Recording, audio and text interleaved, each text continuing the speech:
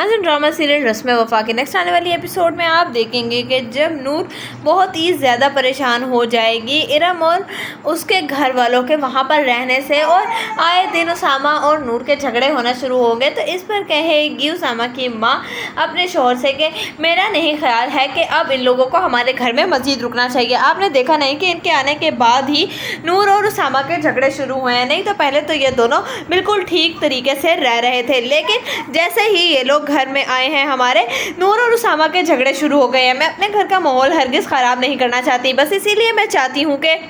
जो कुछ जैसे पहले चल रहा था वैसे ही चले तो ज़्यादा अच्छा होगा, ना कि यहाँ पर उसामा और नूर के ख़िलाफ़ दूरियां पैदा हो जाएं। और आपने देखा नहीं राशिद भाई को कि वो किस तरह से उसामा को फवाद मान रहे हैं। मुझे लगता है कि हमें उनको बता देना चाहिए, कहीं ऐसा ना हो कि उनको सब कुछ याद आ जाए और उसके बाद वो फिर हमसे ही लड़ना शुरू कर दें कि शायद हमने उनकी मेंटली कंडीशन का फ़ायदा उठाया और उसामा को इस्तेमाल किया है उनके दिल में जगह बनाने के लिए। देखा नहीं कि किस तरीके से उसामा को वो पहले से ही नापसंद करते थे, अब ऐसा क्या हो गया कि उन्हें उसामा से इस कदर मोहब्बत हो गई क्योंकि उन्हें उसमें फवाद नजर आ रहा है। मुझे नहीं लगता कि ऐसी कोई भी बात है। राशिद भाई अपने मकसद के लिए कुछ भी कर सकते हैं। मुझे लगता है कि शायद राशिद भाई ने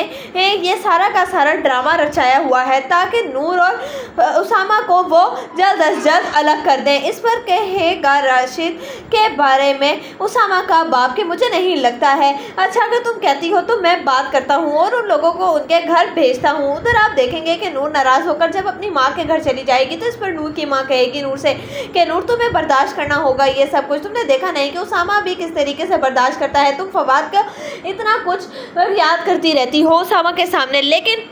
आज तक उसामा ने ये गिला नहीं किया, तो फिर अब तुम्हें क्या मसला है जो तुम इस तरीके से रिएक्ट कर रही हो। मुझे नहीं लगता कि राशिद भाई की ये कंडीशन के बारे में तुम्हें इस तरीके से उसामा से लड़ना चाहिए। इस पर कहेगी नूर के नहीं, आपने देखा नहीं है कि किस तरीके से इरम भी उसामा के इर्द गिर्द मंडलाती रहती है, जो कि मुझे बिल्कुल भी पसंद